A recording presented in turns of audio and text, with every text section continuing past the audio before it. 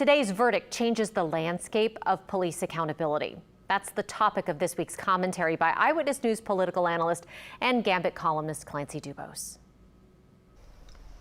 The verdict is in.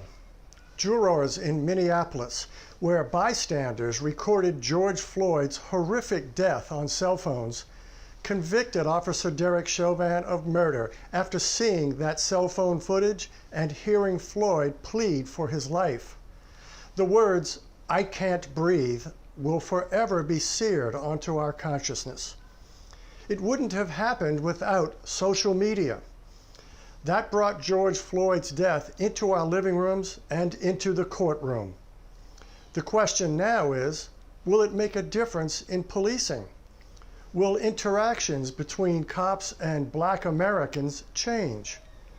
Or will justice depend on bystanders with cell phones? At the end of the day, it's really up to police departments and prosecutors. That jury is still out. This has been an expression of opinion by Clancy. Email your thoughts to commentary@wwltv.com.